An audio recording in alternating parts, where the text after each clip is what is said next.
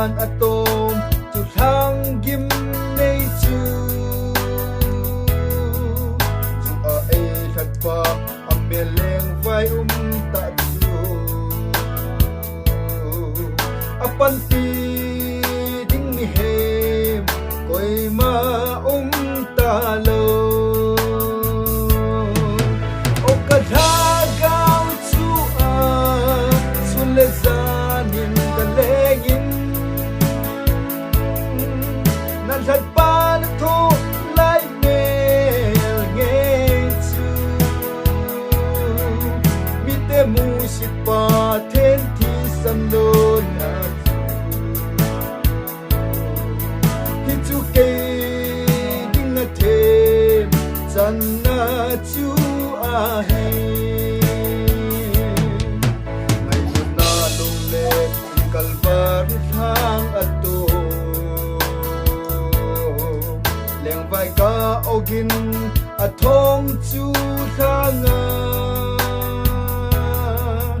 asame chu thang akonin osang ta in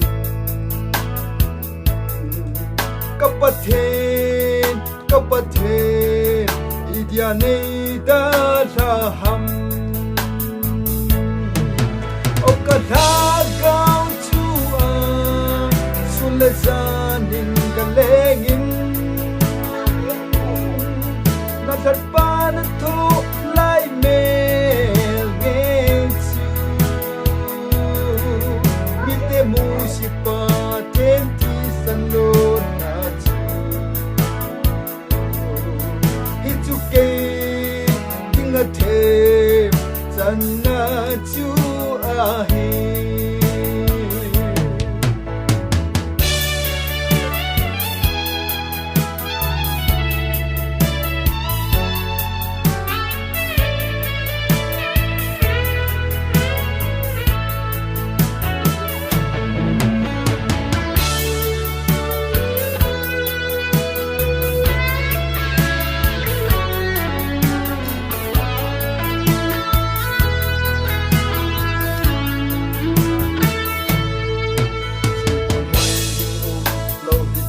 tem i pakai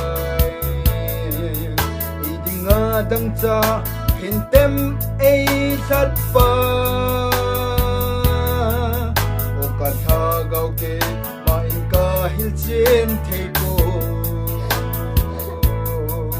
chen lang kal bari a i pakai ga dong ta o ka tha zanin ka legin na that pa na tho lai mel nge chu mi te mu si pa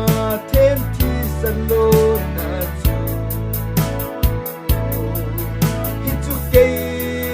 ding a them chan na chu a he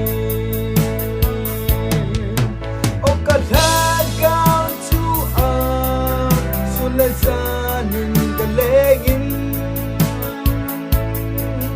na that pa